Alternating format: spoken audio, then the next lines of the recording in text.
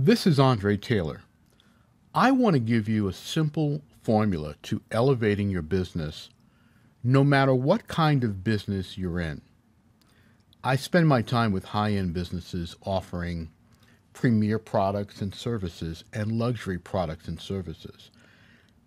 And I'm often surprised at how different the entrepreneurs who run these businesses will approach the craft of making or delivering what they offer as compared to how they approach running their businesses. So this is a message to those of you who follow me because you have a high-end business and those who may stumble upon this video.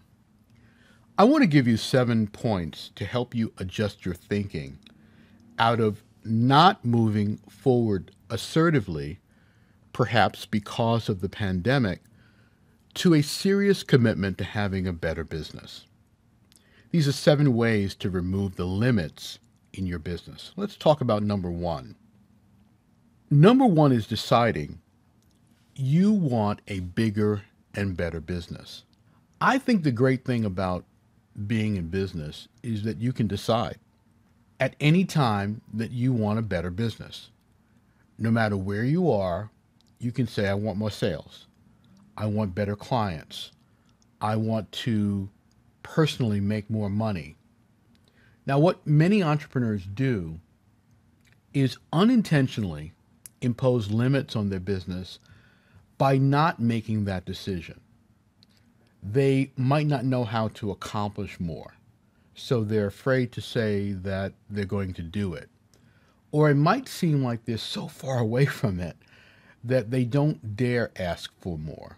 No matter where you are, the first step is deciding that you will remove limits to creating a bigger vision for yourself. Do you want a $1 million business? Do you want a multi-million dollar business? Do you want a new location? Decide that and write it down. Now, number 2 in removing the limits in your business is getting started now. The next step after you decide what you want and you're deciding on a much bigger vision is to reverse engineer what it takes. You don't want to have a number in mind or expansion in mind and not have a process for getting there. A $1 million business, for example, is about $83,000, maybe $83,500 a month, about $7,000 every week. So what does that mean in terms of the products you sell? Can you personally sell that? Do you need someone else to help you? Do you need affiliates? Do you need dealers? Can you do it via e-commerce? Do you need to create a new product or several new products? The next step is getting started doing what you can to get closer to the vision you've defined. It's okay to chip away at it, but make sure you're engaged in sufficient mapping out, sufficient action, and consistency to get where you'd like to go. Now, number 3 is doing what you've avoided. Every entrepreneur has something they're avoiding, and that step of avoiding something is putting limits on your business.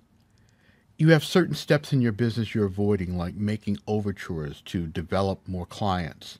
You won't pick up the phone. You're spending too much time planning.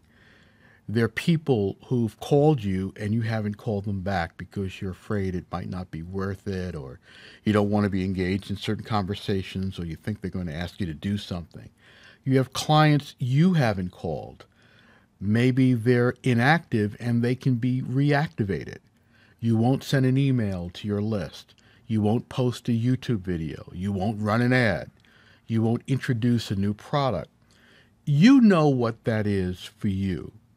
Stop creating self-imposed bottlenecks in the natural flow of your business. You're blocking opportunity by not doing certain things. So do what you've avoided. Now, number 4 is invest in knowledge. I have all my life invested in my knowledge about building a business, marketing, selling, and I've followed other entrepreneurs that could teach me lessons. Today, there's so much free content that many people think that's enough, but it isn't. I suggest you look for in-depth knowledge on how to build your particular business. You can start by sending me an email and inquiring about the many programs I have available to help entrepreneurs like you grow. When you invest, you're in the commitment zone, and much more will happen for you. First, you'll get beyond the surface, those overview ideas that you typically run into. Next, your investment should make you more serious about applying what you've learned, so invest in your knowledge. Now, number 5 is invest in marketing. Defining your marketing plan, your message, your system, your sequence, your channels, etc. That's the way your business is going to expand. Marketing is the process of letting the world know about your business, what you offer, and how it addresses their needs. Marketing sets up the sales conversation. The question is, what's happening in your business daily in terms of marketing that's bringing you more opportunity? Are people drawn to you and your product? Are you marketing to attract new and also grow the current clients you have? Are you marketing beyond social media? Are you coming up with new marketing approaches constantly? Are you putting money into marketing? Number 6 is invest in operations. There are lots of things we need to grow a business. It might be software, hardware, someone to do work for us, research, photography, legal services, so many things. It might mean becoming part of an organization. You know what your business entails. The point here is if you haven't invested in these things, it's difficult to gain traction and growth. After marketing and sales, what grows our businesses is having the right systems in place to give our business that machine effect. Right now, think about what you need operationally. Pump up your sales so that you can pay for it and get it done. Number 7 is investing in people. We can remove the limits in our business by getting the right people on board to help us. Now, some of those people will be outside of the business. For example, you might need a business advisor or at least a sounding board. You might need someone who is connected to the world in a bigger way. Others you'll want to bring inside of the business to address various functions. Maybe you need a salesperson, maybe someone to handle your outbound marketing. Maybe you need someone to handle outbound packages and mailings. I don't know what that is, but I know not having people to call on and support your business is a definite way to limit your potential, so start connecting with people.